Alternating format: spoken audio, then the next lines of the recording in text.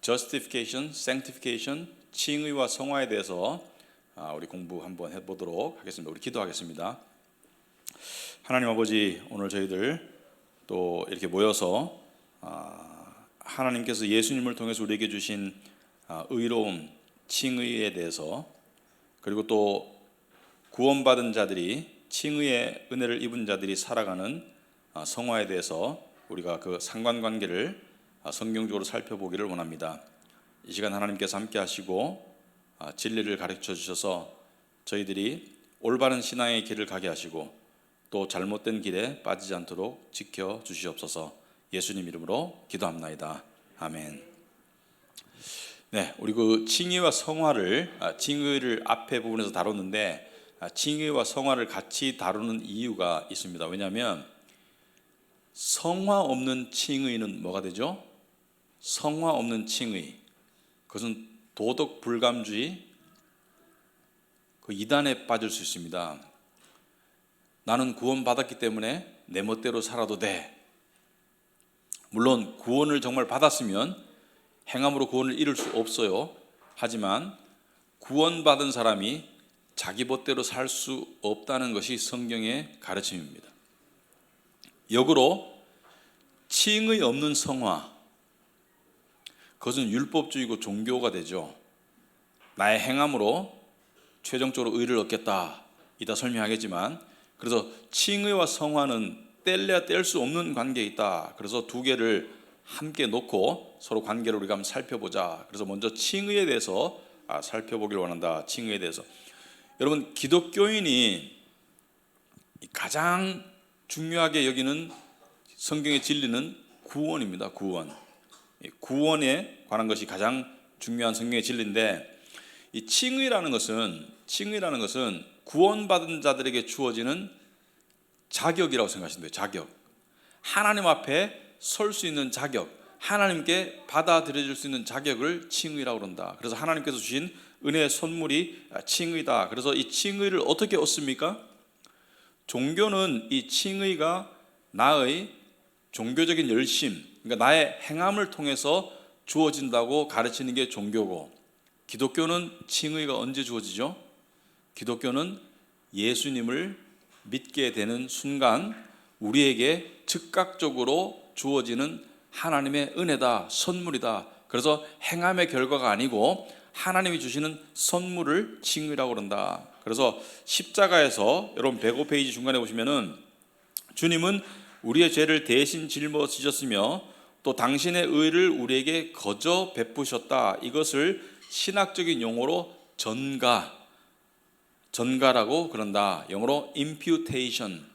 전가라는 게 뭐냐? 우리에게 가지고 계신 것을 우리에게 주셨다. 우리에게 전달해 주셨다. 우리에게 거저 주셨다. 그래서 고린도후서 5장 21절에 보시면은 거기에 관한 내용이 나오죠. 하나님이 죄를 알지도 못하신 이를 우리를 대신하여 죄로 삼으신 것은 우리로 하여금 그 안에서 하나님의 의가 되게 하려 하심이라. 여기서 보시면은 그리스도께서 우리의 죄를 가져가셨어요. 죄를 알지도 못하신 이를 우리를 대신하여 죄로 삼으셨다는 것은 그리스도께서 우리의 죄짐을 대신 지셨다. 우리의 죄를 가져가셨다. 그 다음에 역으로 우리 죄인에게 그리스도께서 당신의 의를 주셨다. 그래서 단순하게 말하자면 그리스도께 우리는 죄를 드렸고 그리스도는 우리에게 의를 주셨다. 이렇게 볼 수가 있겠죠, 그죠? 그래서 신학은 이렇게 읽어도 이해가 될 수 있지만 신학은 성경 말씀을 좀 더 선명하게 정리해 주는 것이라고 생각하시면 돼요. 그래서 이것을 신학적인 용어로 이중전가라고 합니다. 이중전가, 더블 임퓨테이션, 이중전가. 뭐냐면 그리스도의 의가 우리에게 전가되고 우리의 죄는 그리스도에게 전가되고, 그래서 이중전가가 발생했다. 그래서 이러한 이중전가가 왜 발생했나? 하나님의 은혜와 사랑으로 발생했다. 그렇게 이야기를 하는 것이죠. 그래서 칭의가 그러면 의미하는 것들이 뭐냐? 칭의는 무엇을 의미하는가?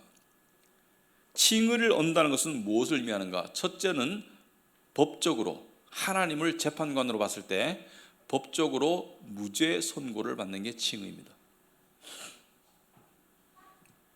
하나님으로부터 법적으로 무죄 선고를 받았다. 무조건적으로 영원히 무죄를 선고받았다. 그래서 로마서 8장 1절에 그리스도 예수 안에 있는 자에게는 결코 정죄함이 없다. 그래서 결코라는 단어가 중요하죠. 절대로, never, 그죠? 결코 정죄함이 없다. 그리스도 예수 안에 있는 자에게는 결코 정죄함이 없다. 법적으로 무죄를 선고받았다. 이게 칭의입니다. 또 더 나아가서 칭의는 단순히 무죄 선고에 그치는 것이 아니라, 이걸 어떻게 설명하냐면 이렇게 설명할 수 있겠습니다. 예를 들어 설명하자면, 요즘에 그 큰 액수가 얼마 정도가 큰 액수일까 모르겠지만 한 10억 정도라고 칩시다. 제가 10억의 빚이 있어요. 제가 도저히 갚을 수 없는 10억의 빚이 있어요. 내 능력으로는 도저히 갚을 수가 없어. 그런데 누군가가 제 빚을 탕감해 줬어요. 그것만 해도 은혜죠. 그리스도께서 우리의 죄짐을, 죄의 빚을 가져가셨어요. 탕감해 주셨어요. 그것만 해도 은혜죠. 근데 거기서 그치지 않고 뭐예요? 저한테 100억을 줬어요. 10억의 빚을 탕감해 주고 100억을 줬어요. 그리스도께서 우리의 죄를 가져가시고, 그럼 무죄 상태잖아요. 무죄 상태로 두신 것이 아니라 우리를 의로운 상태로 바꿔주셨다. 거지를 부자로 만들어줬다. 거지를 빚 없는 자로 만들어준 것이 아니고, 빚쟁이를 빚 없는 자로 만들어준 것이 아니고 빚쟁이를 부자로 만들어줬다. 이게 칭의입니다. 단순히 죄가 없어진 것이 아니고 우리에게 그리스도의 의가 주어졌다. 이게 칭의다. 그래서 저는 이렇게 제가 이 고린도후서 5장 21절 그리스도께서 우리 죄를 가져가시고 우리에게 의를 주셨다. 이것을 저는 이렇게 별명을 짓고 싶어요. 역사상 가장 불공평한 교환이다. 역사상 가장 불공평한 교환이다. 이게 교환이 안 되지 않습니까? 예를 들자면 나는 똥을 줬는데 상대방은 나에게 그 대가로 금을 주셨다. 이게 말이 안 되잖아요. 나는 받아서 좋을 것이 없는 무가치한 것이 아니고 받으면 더러운 오물을 드렸는데 상대방은 나에게 너무나 값진 금은 보화를 주셨다. 이게 말이 안 되잖아요. 그러니까 역사상 가장 불공평한 교환이다. 자, 그 다음에 페이지 넘어가서 106페이지. 칭의란 단숨에 즉각적으로 주어지는 것이다. 그래서 그리스도인은 칭의는 신분에 관한 것이죠. 성화는 체험이고, 칭의는 신분에 관한 것이고 성화는 체험인데, 저는 예수님 믿고 점점 더 의로워지고 있습니다. 그게 칭의가 아니에요. 칭의는 처음부터 완전하고 완벽하게 주어지는 것이죠. 그리스도의 의는 발전하는 것이 아니죠. 그리스도의 의는 달라지는 것이 아니고, 그리스도의 의는 시간이 지남에 따라 가지고 나아지거나 퇴보하는 것이 아니죠. 완전한 의가 완벽하게 우리에게 처음부터 주어지는 것이 칭의다. 그래서 기독교인은 구원의 확신이라는 것을 이야기하죠. 하나님께 의를 얻고 구원받았습니다. 확신을 이야기하죠. 왜? 내 노력으로 주어지는 것이 아니기 때문에, 하나님께서 거저 은혜로 주시는 것이기 때문에 처음부터 구원이 출발이에요. 근데 다른 종교는, 가톨릭이나 다른 종교들은 뭐예요? 칭의가 노력으로 주어지는 마지막 판결이기 때문에 구원의 확신을 가질 수 있다 없다? 가져서는 안 되죠. 가지면 건방진 게 되는 것이고 가지면 교만한 게 되는 것이죠. 근데 기독교인은 구원의 확신을 가져야지 그게 믿음이죠. 근데 어느 쪽이 더 교만하고 건방진 것인가? 사실은 내 노력으로 하려고 하는 게 더 건방지고 교만한 것이죠. 할 수 있다라는 착각 속에 교만이 들어가는 것이죠. 우리는 뭐예요? 할 수 없다는 것을 인정하는 겸손이 되는 것입니다. 오직 하나님의 주시는 은혜로만 구원받을 수 있다. 이것이 오히려 성경적으로 봤을 때는 진정한 겸손이다. 그래서 칭의에 관한 네 번째 특징은, 세 번째 특징은 단숨에 즉각적으로 주어지는 것이고, 네 번째 특징은 하나님이 주시는 일방적인 은혜다. 하나님이 주시는 일방적인 은혜다. 같은 말을 하고 있어요. 인간의 노력이나 공로가 전혀 들어가지 않는다. 의를 받을 자격이 없다. 자, 5번에 칭의에 관한 다섯 번째 우리 특징이 뭐냐면, 모든 믿는 자들에게 동일하게 주어진 자격입니다. 남녀노소, 지위고하, 신앙의 직분, 연륜 상관없이 오늘 믿은 새 신자와 30년 믿은 오래된 신자와 가지고 있는 칭의는 동일해요. 그런데 가끔 가다가 교회 안에 보면 어떤 신앙의 연륜이나 직분이나 어떤 것의 사회적인 어떤 그런 능력이나 모르겠습니다만은 스스로가 더 의롭다고 생각하시는 분들이 있는 것 같아요. 하나님이 나를 더 이뻐하신다. 하나님이 나를 더 기뻐하신다. 나를 더 복 주신다. 그 더라는 것은 엄청난 착각입니다. 모든 믿는 자에게 동일하게 주어진 예수 그리스도의 의지, 우리의 의가 아니잖아요. 우리의 의라면 차이가 있을 수 있겠죠. 하지만 예수님의 의가 주어졌기 때문에, 같은 의가 주어졌기 때문에, 같은 의가 충만하게 주어졌기 때문에 동일한 의죠. 그래서 복음을 깨달으면 신앙의 연륜이 길거나 직분이 달라지거나 절대로 교만이 들어갈 수 없습니다. 왜냐하면 이걸 벗기면 죄인이에요. 그리스도의 의로 옷 입었는데 벗기면 다 죄인이에요. 근데 그것을 입고 있기 때문에 의인이 되는 것이지. 근데 그거 내가 만들었어요? 내가 노력했어요? 아니요. 하나님께서 일방적으로 주셨다는 것이죠. 그렇다면 이 칭의를 얻는 길이 뭔가? 칭의를 어떻게 얻는 것인가? 여러분 106페이지 보시면은 밑에 그림이 하나 그려져 있죠. 기독교와 다른 종교를 비교했을 때, 불교, 힌두교, 또 제가 다른 종교라는 것은 가톨릭도 다른 종교입니다. 근본적으로 종교는 뭐예요? 모든 종교는 기독교와 함께 하나님은 거룩하시고 완전하시고 불멸이시고 높으신 분이다. 인간은 부족하고 불완전하고 소멸적이고 죄의 존재이다. 그러므로 이 부족한 인간이 완전한 신께 나아가는 길이 뭡니까?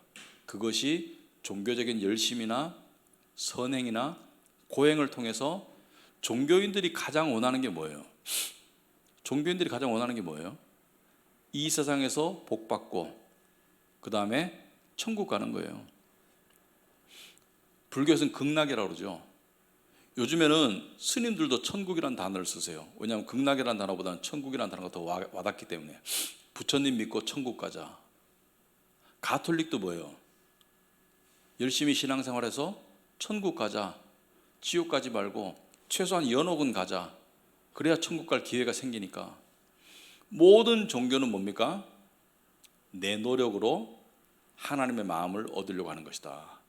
내 노력으로 하늘 문을 열려고 하는 것이다. 내 노력으로 하나님께 받아들여지려고 하는 것이다. 그러므로 칭의가 언제 주어집니까? 칭의가 하나님께 받아들여질 자격, 구체적으로 천국 들어갈 열쇠라면, 천국을 들어갈 수 있는 키라면 그 칭의가 언제 주어져요? 일생을 통틀어서 한 노력을 또는 행함을 합산한 최종 점수를 가지고 누가 판단해요? 신께서, 하나님께서 판단하셔서 너는 의롭다, 너는 의롭지 않다 이렇게 하신다는 것이 종교입니다. 근데 사람들은 이것이 훨씬 더 합리적이라고 생각합니다. 이것이 훨씬 더 본능에 맞아요. 그래서 신과 함께라는 영화가 우리 기독교인 입장에서 봤을 때는 보니까 코미디 수준의 완전히 진리를 벗어난 허무맹랑한 내용인데, 1,000만 명이 넘었어요. 다 종교인이 아닌데도 수많은 사람들이 그걸 보고 높은 평점을 줍니다. 왜? 인간의 본성에 맞기 때문에. 착하게 살았으니까 천국 가는 거예요. 살면서 선행을 행했으니까 천국 가는 거예요. 인간의 본성에 맞기 때문에. 그런데 기독교는 뭐예요? 기독교는 네가 아무리 노력해도 죽었다 깨어나도 하나님께 신께 나아갈 수 없다. 왜? 너의 의는 더러운 걸레와 같다. 우리와 무한한 차이가 계시는 하나님을 향해서 유한한 존재인 우리가 한 발을 뛰는 순간 그 무한함은 더 느껴질 뿐이다. 우리는 신께 우리의 노력으로 나아갈 수가 없다. 그래서 기독교는 뭐예요? 하나님이 직접 찾아오셨다. 임마누엘 하셨다. 하나님이 직접 찾아오셔서 우리에게 의를 주시고 십자가를 통해서 죄를 사해 주시고 의를 주시고 우리를 데려가신다, 천국으로. 이 기독교입니다. 그래서 종교는 누구의 행함이 주되냐면 사람의 행함이 주이지만 기독교는 뭐예요?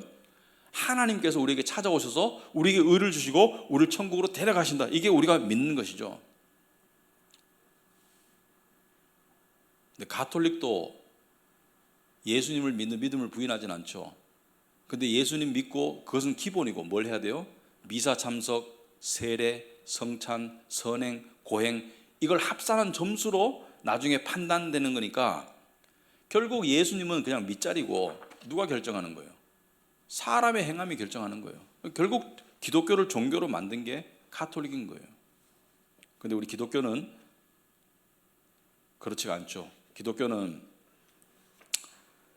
하나님이 다 하셨다. 종교는 당신이 하시오. 기독교는 하나님이 다 하셨다. 이 기독교입니다. 그래서 이것을 잘 표현한 말씀이 로마서 4장 4절부터 8절 말씀인데 여러분 107페이지 책에 있죠. 일하는 자에게는 그 싹시 은혜로 여겨지지 아니하고 보수로 여겨지거니와. 무슨 말입니까? 일을 하면 은혜를 받을 수가 없어요. 일을 해서 하나님께서 뭔가를 베풀어 주시면 그것은 내가 당연히 받는 내 노력의 대가로밖에 안 되는 것이지 은혜가 들어갈 수가 없어요. 그러니까 하나님으로부터 멀어지는 길이 죄를 통해서도 멀어지지만 노력을 통해서도 멀어질 수 있습니다. 죄를 지으면서 하나님께로부터 멀어질 수도 있지만 노력과 열심을 통해서도 멀어질 수 있습니다. 자기 의를 쌓아나가면 하나님께 갈 수가 없어요.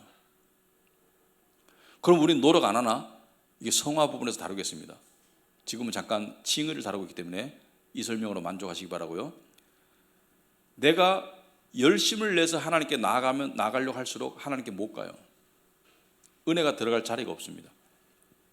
로마서 4장 4절 계속 읽겠습니다. 8절까지. 일을 아니할지라도 노력을 아니할지라도 경건하지 아니한 자를 의롭다 하시는 이를 믿는 자에게는 그의 믿음을 의로 여기시나니. 여기서 믿음은 무엇이죠? 경건하지 않은 나를 하나님께서 의롭게 여기신다는 것을 믿는 것을 믿음이라고 한다. 칭의를 믿는 거예요. 일한 것이 없이 하나님께 의로 여기심을 받는 사람의 복에 대하여 다윗의 말한 바 불법이 사함을 받고 죄가 가려짐을 받는 사람들은 복이 있고 주께서 그 죄를 인정하지 아니하실 사람은 복이 있도다 함과 같으니라. 불법이 사함을 받고 주께서 죄를 인정하지 않고 의를 주시는 사람, 복이 있다는 거예요. 여기서 말하는 복은 구원을 말합니다. 구체적으로 구원의 복을 말해요. 여기서 말하는 복은 돈 많이 버는 복, 뭐 건강의 복, 이게 아니고 궁극적으로 성경에서 말하는 복은 뭐예요? 하나님의 자녀가 되는 게 복인 거예요. 영생을 얻는 게 복인 거예요. 그래서 로마서 3장 28절에도 사람이 의롭다 하심을 얻는 것은 율법의 행위에 있지 않고 믿음으로 되는 줄 우리가 아느니라. 율법의 행함으로 의로워지는 것이 아니고 믿음으로 의로워진다. 그래서 좀 그 한자어로 이신득의 또는 이신칭의 믿음으로 의로워진다. 믿음으로 의로워진다. 그죠? 자, 루터가 이것을 깨닫고 난 다음에 완전히 영안이 열리고 정신이 좋은 쪽으로 획가닥해서 일어나는 것이 종교개혁의 도화선이죠. 루터만 그런 것이 아니고 중세에 간헐적으로 그러한 불꽃이 튀겼지만 그것이 정말 큰 불로 번지지를 못하고 그냥 작은 불에 머물다가 쓰러져간 하나님께 부름받은 그러한 샛별과 같은 그런 존재들도 있었어요.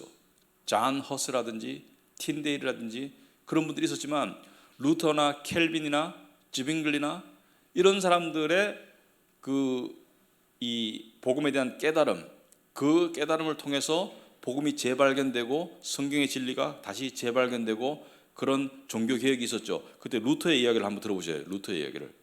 루터가 1483년에 독일에서 태어났는데요.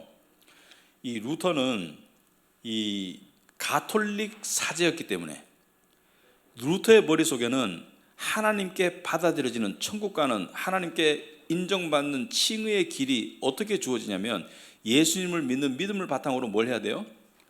종교적인 열심, 미사, 성찬, 세례, 그 다음에 선행과 고행, 그 다음에 뭐예요?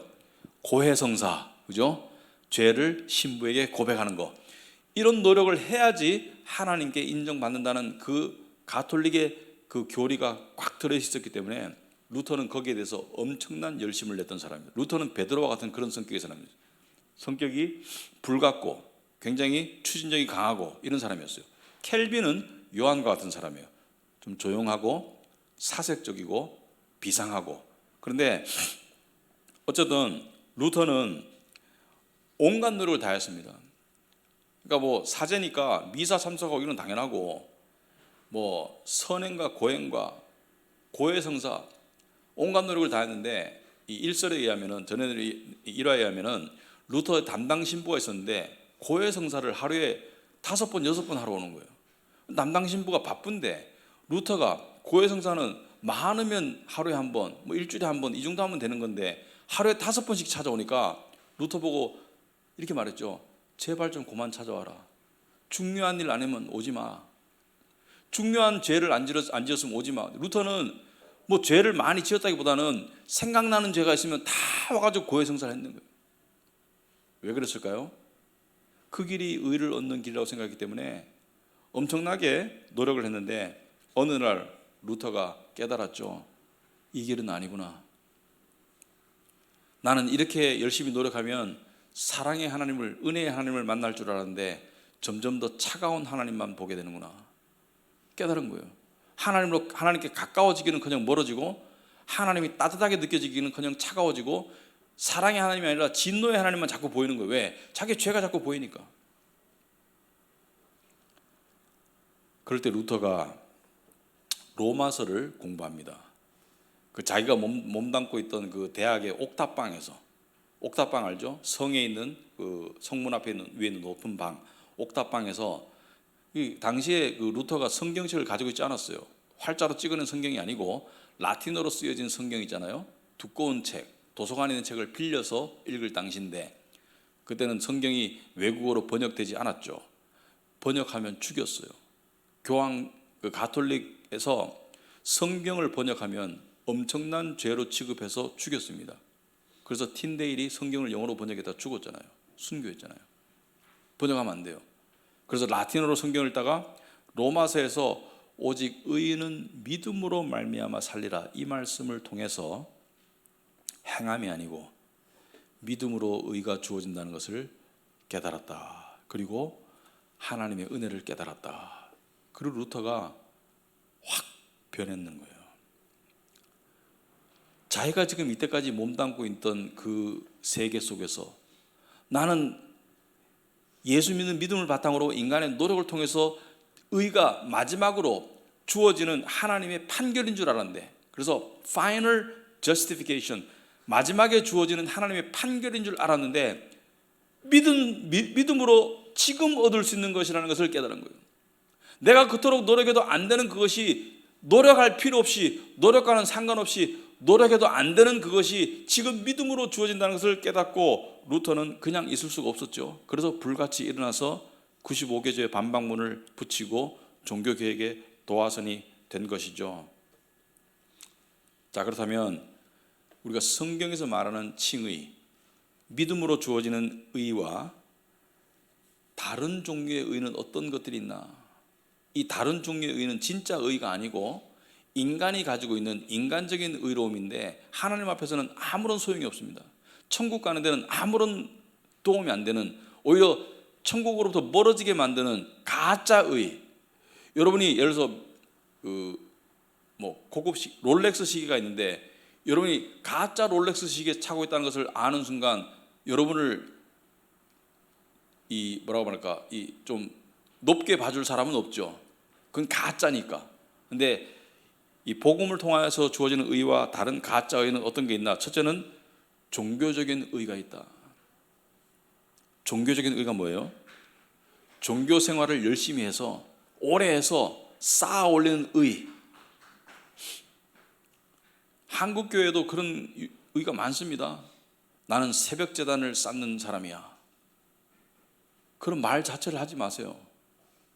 뭘 쌓기는 뭘 쌓아. 그 말 자체의 뉘앙스에 뭐가 들어있는 거예요? 자기 의가 들어가는 거예요. 나는 새벽 제단을 매일 쌓고 있어. 나는 주일 제단을 매주 쌓고 있어. 뭘 쌓기는 뭘 쌓아요. 그냥 주일 예배 가는 거지. 종교적인 의. 나는 한 번도 남에게 싫은 소리 한 적이 없어. 도덕적인 의로움. 나는 법 앞에 저 사람 법 없이도 살 사람이야. 나는 법을 어긴 적이 없어. 나는 도덕을 어긴 적이 없어. 나는 한 번도 딴짓 한 적이 없어. 그 의. 물론 도덕적으로 사는 건 좋은 거예요. 그렇지만 그것이 자기가 의를 쌓아가는 방편이 된다면 그것은 하나님으로부터 멀어지는 길입니다. 또 세 번째, 이거는 사람들이 많이 하는 그런 행동인데 상대적인 의가 있습니다. 상대적인 의. 나는 저 사람과 같지 않아. 나는 너보다 나아. 우리 남들 험담할 때 그런 얘기 하죠. 그 사람 몹쓸 사람이야. 이렇고 저렇고 말하면서 그 사람을 막 깔아내리죠. 그죠? 깔아내리죠. 객관적으로 그냥 말하는 게 아니고 감정을 실어서 깔아내릴 때 나의 의가 세워지는 것을 느껴요. 나는 저렇지 않아. 예를 들어서 내 나이 또의 사람들은 다 이런 짓 하고 다니는데 나는 그렇지 않아. 이런 거. 예를 들어서 요즘에 우리나라도 청년들 중에 동거하는 사람들이 많아요. 도덕적으로 옳지 않은 거예요. 그래서 나는 그렇게 안 살고 있으면 그렇게 안 살 수 있는 것에 대해서 하나님께 감사하는 것이 정당한 것이지, 나는 저 사람들 같지 않아. 나는 더 깨끗해. 이게 상대적인 의인 거예요. 그래서 상대적인 의가 사람들이 많이 추구하는, 이 은연 중에 많이 추구하는 의로움입니다. 그런데 사람들은 믿는 사람이나 믿지 않는 사람이나 왜 의를 추구할까? 왜 의를 추구할까? 왜 자기 의를 추구할까? 왜냐하면 의라는 것은요, 없으면 불안하고 수치감이 드는 그런 어떤 것이기 때문에 본능적으로 우리는 의를 추구하게 되어 있습니다. 그건 무신론자도 마찬가지예요. 무신론자도 자기 의로움을 추구해요. 왜? 그것이 없으면 자기 어떤 존재감 또는 자기 어떤 안정성 이런 것이 훼손되기 때문에 자기의 어떤 수치감이 들기 때문에 의를 추구하는데, 상대적인 의로움도 의로움이지만 우리 사회에서 능력이나 성취에 따른 의로움도 많이 작용해요. 나는 이렇게 자수성가한 사람이야. 나는 노력하는 사람이야. 나는 이룬 사람이야. 나는 높은 자리에 간 사람이야. 그래서 성공한 사람일수록 자기 의에 도취됩니다. 역으로 말하자면 가난한 사람일수록 자기 의가 결여되어 있고요. 세상적인 의, 좋은 의는 아니에요. 근데 가난하면서도 이 고집이 대단한 사람이 있죠. 나는 이런 사람이 있어요. 가난한 사람이라고 다 좋은 것도 아니고 나쁜 것도 아니고, 부자라고 다 좋은 것도 아니고 나쁜 것도 아니에요. 그냥 하나 예를 드는 거니까 가난한 사람을 폄하하거나 부자를 폄하하거나 그런 게 아닙니다. 오해하지 말고 들으시기 바랍니다. 이런 사람이 있어요. 내가 가난한 거는 저런 사람들처럼 법 안 지키고 사기치고 그렇게 안 했기 때문에 나는 가난한 거야. 이런 사람이 있어요. 그죠? 저 사람들이 부자인 이유는 그냥 사기치고 법 안 지키고 그냥 욕심스럽게 살았기 때문에 부자가 된 것이지 나는 그렇게 안 살았다. 그것 또한 자기 의죠. 부자가 자기의 성공이나 자기의 성취를 가지고 의로움을 느끼는 것과 마찬가지로 가난한 사람도 그렇게 말하면서 의로움을 느끼는 것, 이 모두가 다 가짜 의예요.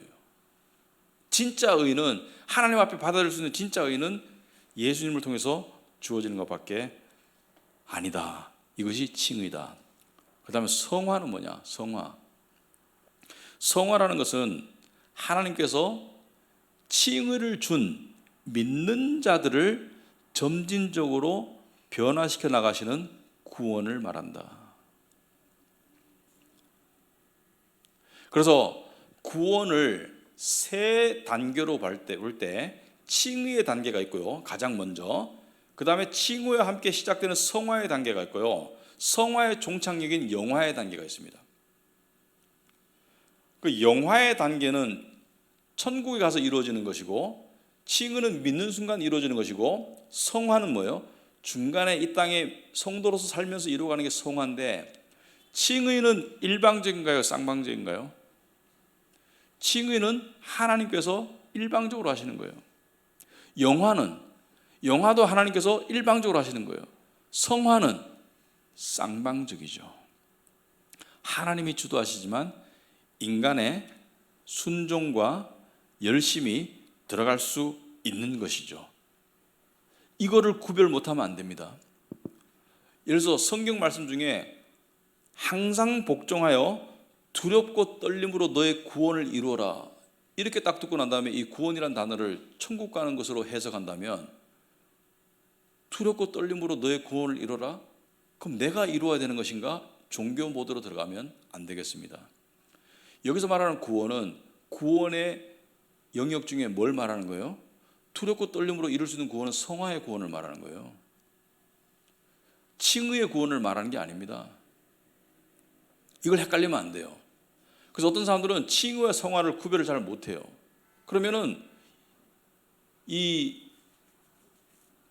삐뚤어진 신앙을 가지게 되고 또 잘못된 가르침에 빠지게 되는데, 두렵고 떨림으로 너의 구원을 이루라는 것은 삶의 구원을 말하지 체험의 구원을 말하지, 신분의 천국 가는 하나님의 자녀가 되는 그것은 내가 이룰 수 있는 게 아닌데 뭘 두렵고 떨림으로 이루어요? 예수님께서 우리 지난주인가 우리 살펴보았지만 마태복음 25장인가 31절부터 보시면은 마지막 심판에 관한 얘기가 나오지 않습니까? 모든 민족을 한 사람 예외 없이 부르시고 난 다음에 예수님 재림하셔가지고 그 앞에 다 서야 되죠. 양과 염소를 나누죠. 오른쪽에는 양, 왼쪽에는 염소. 그러난 다음에 예수님께서 말씀하세요. 양들을 보고 구별 없이 차별 없이 집단적으로 너희들은 내가 목마를 때 마실 것을 주었고, 배고플 때 먹을 것을 주었고, 헐벗었을 때 입을 것을 주었고, 내가 감옥에 있을 때 나를 찾아왔다. 의인들아. 그 다음에 왼쪽에 있는 자들에게 뭐라 해요? 너희들은 그렇게 한 적이 없다. 이걸 읽고 난 다음에 많은 사람들이 또 구원이 헷갈려요. 아니, 예수님께서 구원은 믿음으로 얻는 것인데 너는 나를 믿었느냐? 또는 이 의인들은 자신들이 죄인이고 오직 십자가의 공로로 죄사함을 받을 수 있고 예수님의 부활을, 나의 부활을 믿었기 때문에 의인들이다, 이렇게 안 하시고 행함을 말씀하시잖아요. 그러니까 사람들이 헷갈려요. 그럼 행함으로 구원받는 것인가? 그럼 나는 물을 몇 번 갖다 드렸는가? 음식을 몇 번 줬는가? 이러고 앉았어요. 여기에 대해서 궁금하시면 우리 그 유튜브 영상에 올라가 있거든요. 금요 예배 영상이 지난주에 올라가 있으니까 마태복음에 관한 내용을 들어보시면 이해가 되실 것인데, 이것은 칭의가 만들어내는 성화를 말씀하는 것이지 행함의 구원을 말하는 게 아닙니다. 진정한 칭의가 있으면 성화의 열매가 나타난다는 것을 이야기하는 것이지, 반대로 성화의 열매가 없으면 칭의가 이건 가짜인 거예요. 진정한 칭의는 정도의 차이는 있지만 성화의 열매로 나타납니다. 성화의 열매가 없는 칭의는 없어요. 그것을 말씀하는 거죠. 자, 그렇다면 성화의 특징들을 살펴보면 성화는 거듭남과 동시에 시작된다. 칭의를 얻는 순간 죄와 도덕성에 대한 새로운 차원의 인식이 생깁니다. 그러면 성화가 시작되죠. 이것을 오해해서 그러면 성화를 이룬다는 것이 죄를 전혀 안 짓고 산다는 뜻인가? 그건 불가능해요. 성경에 나와 있죠. 너희가 죄 없다고 하면 하나님을 거짓말쟁이로 만드는 것이다. 그래서 성화는 점진적으로 일어나지만 이 성화는 간헐적으로 실패하고 다시 일어서고 실패하고 일어서고, 그래서 그래프가 이렇게 그리면서 올라가는 것이지 이렇게 되는 것은 아니에요. 그래서 성화는 시간이 걸리고 점진적으로 일어나고, 하지만 믿음과 동시에 일어나는 것이다. 아까도 말씀드렸지만 성화의 칭의와 구별해서 성화의 또 다른 특징은 하나님의 주도하시지만 인간의 순종과 결단과 열심이 필요하다. 그리고 또 성화의 특징 중에 하나가 뭐냐면 이 세상에서 완성되지 않습니다. 하나님이 여러분과 저를 당장에 완전하게 성화시킬 수 있는 방법은 하나밖에 없어요. 우리를 죽여야 돼요. 그러면 우리가 죄를 떠날 수 있어요. 그래서 이 세상에서는 역으로 말하자면 성화는 완성되지 않는다. 자, 그러면 성화가 일어나는지 어떻게 알 수 있나? 내 삶에서 성화가 일어나는지 어떻게 알 수 있나? 믿는 자로서의 성화가 일어나는지 어떻게 알 수 있나? 마지막 110페이지 보시면은 성화는 이런 특징들로 일어납니다. 성화는 사람이 말도 부드럽게 하고 또 잘 웃고 평안하고, 근데요, 예수님 안 믿어도 말 부드럽게 하는 사람이 있어요. 예수님 안 믿어도 심성이 고운 사람이 있습니다. 성화는 그런 것과 근본적으로 달라요. 성화의 가장 첫 번째 특징은 뭐냐면은 하나님과 사람 그리고 세상에 관한 성경적인 지식이 증가해야지 성화가 됩니다. 성경적인 지식이 증가하지 않고 성화될 수 없어요.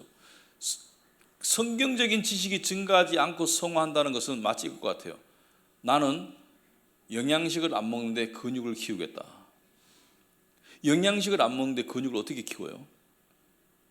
운동을 해야 되지만 영양식이 들어와야지 운동해서 근육이 키워지지, 먹는 게 없는데 운동한다고 근육이 커요? 안 그러지 않습니까? 이런 분들이 있어요. 아이고, 나는 신앙생활은 열심히 하지만 성경 공부는 싫어. 이런 분이 있습니다. 나는 교회 가서 봉사라는 걸 하겠는데 성경 말씀은 골치 아파. 그냥 말씀은 별로 안 봐지네. 그냥 열심히 봉사하지 뭐. 그건 진정한 기독교가 아니죠. 성화는 지식으로 출발해요. 지식이 있어야 성화가 돼요. 두 번째, 지혜가 있어야 됩니다. 지혜가 있어야 성화가 되는 거예요. 지혜는 어떤 거예요? 성경의 가르침과 지식을 바탕으로 성령님의 인도를 받게 되며, 이러한 인도 받는 속에서 나타나는 지혜는 대인관계와 세상의 삶 속에서 어떻게 생각하고 어떻게 행동하고 어떻게 결정할지를 아는 게 지혜입니다. 이 관계 속에서, 이 상황 속에서 어떻게 행동하고 어떻게 생각하고 어떻게 결정할지를 아는 것이 지혜입니다. 이게 성화예요. 또 세 번째, 지식과 지혜가 필요하다. 세 번째, 성품입니다. 성품의 변화가 지혜이다. 성경적인 지식과 지혜를 바탕으로 해서 성품이 점점 더 그리스도를 닮아가는 것이 성화입니다.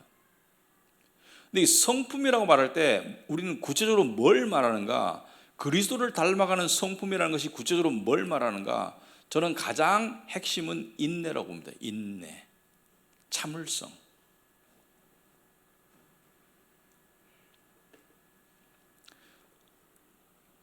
그리고 네 번째, 지식, 지혜, 성품, 그리고 감정이 안정적으로 되는 것이 성화입니다. 어떤 사람은 외향적인 사람이 있고 내향적인 사람이 있고, 어떤 사람은 사색적인 사람이 있고 좀 더 밝은 사람이 있고, 사람마다 타고난 천성은 달라요. 그런데 감정이 평강하게 안정적으로 더 지속되고 더 단단한 것이 성화의 증거입니다. 우리 감정을 흔드는 요소들이 많죠. 아무리 성숙한 그리스도인이라 할지라도 감정의 소용돌이를 안 겪는 사람은 없습니다. 어떤 관계나 상황 속에서 감정의 소용돌이가 생겨요. 근데 이것이 빨리 가라앉을 수 있는 것이 성화입니다. 소용돌이가 발생 안 한다는 거 아니에요. 소용돌이 발생하지만 이것을 빨리 가라앉힐 수 있는 게 성화이다.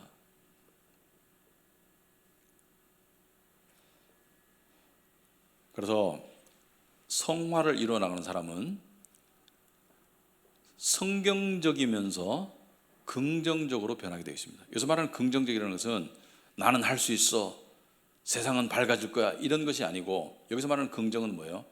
하나님께서 다 알아서 하시니까 라고 맡기는 믿음에서 나오는 감정적인 여유가 긍정적인 모습으로 나타나는 것이죠.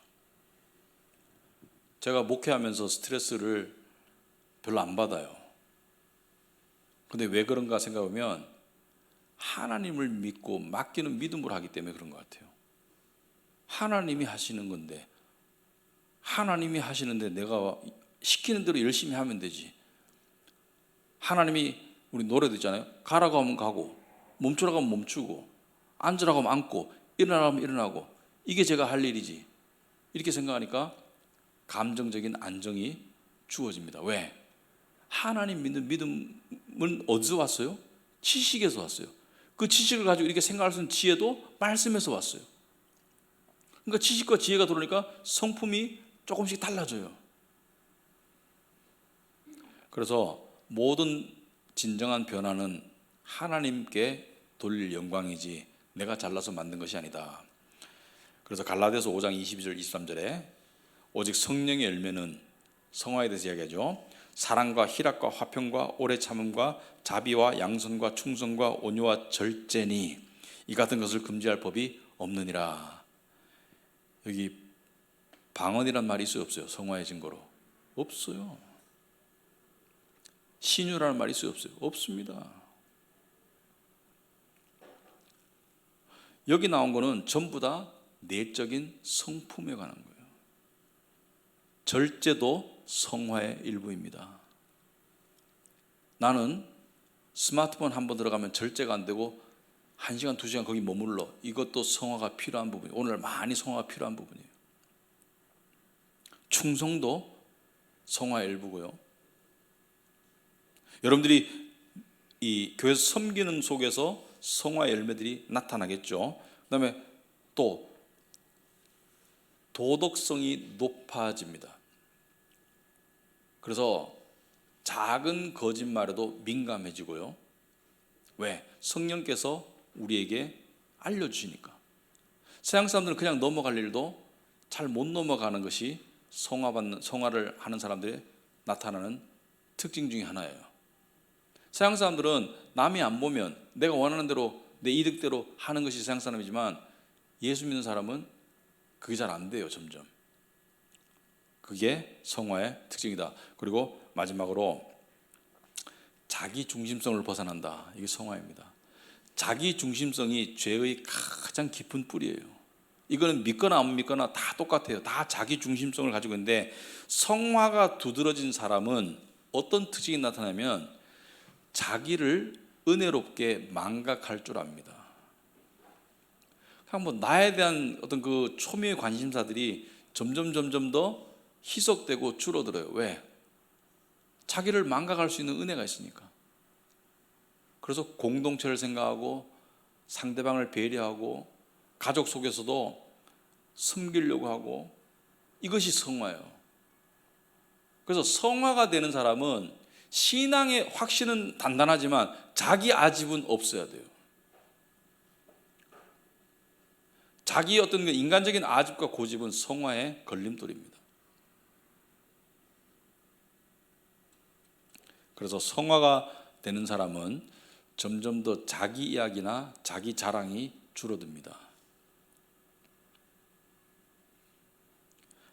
반면에 타인의 이야기를 들을 줄 알고 공동체에 관심을 가질 줄 알고 그런 사람이 성화가 되는 거예요. 여러분들이 내가 지금 성화가 얼마나 되고 있나 이걸 비교하는 방법 중에 하나가 여러분의 생각과 여러분의 시간과 여러분의 물질을 쓰는 것을 보면 알 수 있어요. 그것이 어느 쪽으로 쓰이고 있나 보면 알 수 있습니다. 그래서 베드로는 이러한 성화의 과정과 열매를 이렇게 설명하고 있죠. 베드로 후서 1장 5절부터 7절에 보시면 그러므로 너희가 더욱 힘써서, 성화를 말하는 거죠. 힘써서 너희 믿음의 덕은 도덕성을 말해요. 덕의 지식이 나오죠. 아까 제가 지식 강조했죠. 성화에 지식이 필요하다고. 지식의 절제의 인내를, 인내의 경건을, 경건의 형제우애를, 형제우애의 사랑을 더하라. 이게 성화입니다. 여기 보시면은 믿음이 있어야 되고요, 덕이 있어야 되고, 지식이 있어야 되고, 절제가 있어야 되고, 인내가 있어야 되고, 경건이 있어야 되고, 형제우애가 있어야 되고, 사랑이 있어야 되고, 이게 성화입니다. 그런 쪽으로 나아가고 있는가? 그런 쪽으로 나아가고 있는 사람에게는 성령님께서 뭘 주세요? 평강을 주세요. 이쪽으로 나아가기가 쉽지 않죠. 왜냐하면 자기가 죽어야 돼요. 자기가 죽는 게 성화입니다. 그래서 사도 바울이 나는 날마다 죽노라 그랬죠. 자기가 죽는 게 성화예요. 그래서 정말 친한 사람이면 이런 조언을 할 줄 알아야 돼요. 내가 보니까 친한 사람이면 사랑으로, 그죠? 지적질하고 판단하는 마음이 아니라 사랑으로, 너는 이 부분이 참 안 죽는 것 같다, 못 죽는 것 같다. 이 좋은 조언입니다. 이 부분이 참 못 죽는 것 같다. 이 부분이 죽어야지 네가 좀 평강할 텐데. 사실은요, 우리 살려고만 발버둥 치기 때문에 인생이 힘들어요. 근데 복음은 뭐라 그래요? 죽을 줄도 알아라. 죽을 줄도 알아야 돼요. 내 기준, 내 야망, 내 어떤 그 꿈, 내 욕심, 여기에 죽어야지 성화가 되는 거예요. 저는요, 참 예수님 믿고 감사한 게 야망이 죽어가는 게 얼마나 편한지 몰라요.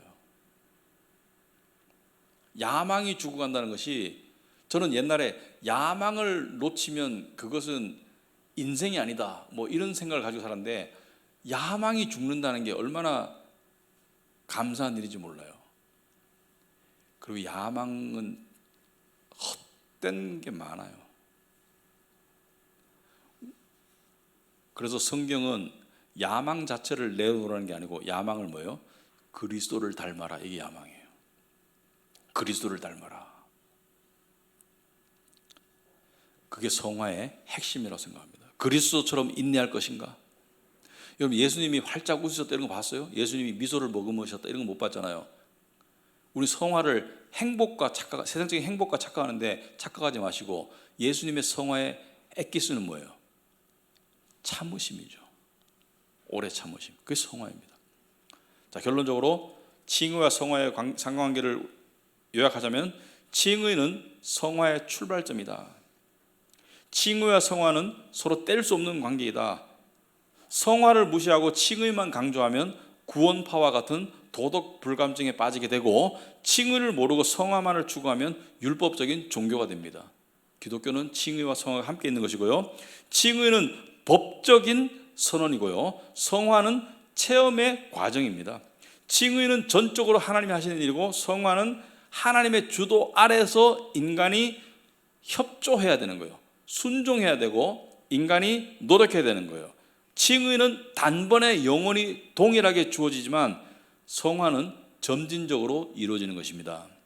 칭의는 이 세상에서 이미 완성되었어요. 그죠? 주어질 때 이미 완성되었어요. 하지만 성화는 이 세상에서 완성될 수 없다. 이것은 무엇을 말합니까? 우리는 죽을 때까지 죄를 지을 것이다. 하지만 성화를 이루어가는 사람은 그 죄를 통해서 무엇을 강화하죠? 하나님의 은혜와 믿음을 강화하죠. 이 죄 때문에 예수님께서 십자가에 죽으셨고, 이 죄를 용서하시기 위해서 하나님께서 당신의 아들을 내어주셨구나. 예수님의 보혈의 공로로 내 죄가 용서받는구나, 이 믿음과 은혜를 강화하게 되죠. 그리고 칭의는 모든 그리스도인들에게 동일하게 주어지지만 성화는 개인들마다 정도의 차이가 있을 수밖에 없습니다. 더 순종적인 사람과 덜 순종적인 사람이 있어요. 그래서 지난주엔가 이 공부를 하면서 질문이 하나 있었는데, 제가 이야기를 한 게 있는데 잘 들어보세요. 하나님은 공평의 하나님입니다. 공평의 하나님이 우리를 구원하셨어요. 불공평하게.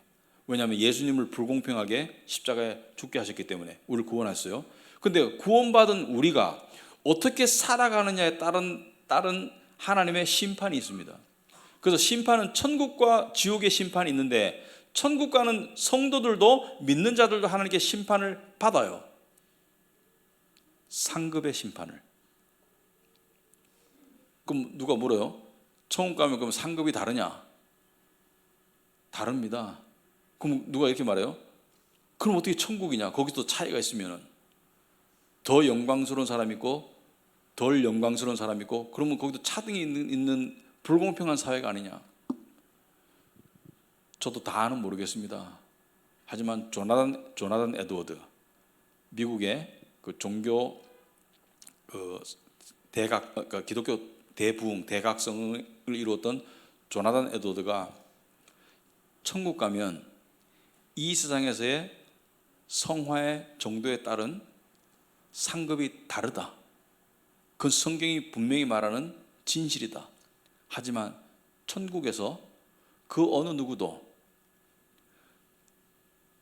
작은 영광 때문에 더 큰 영광을 가진 사람을 부러워하지도 않고 시기하지도 않을 것이고, 더 큰 영광을 가졌다고 가지고 작은 영광을 가진 사람을 업신여기거나 우쭐해하지도 않을 것이다.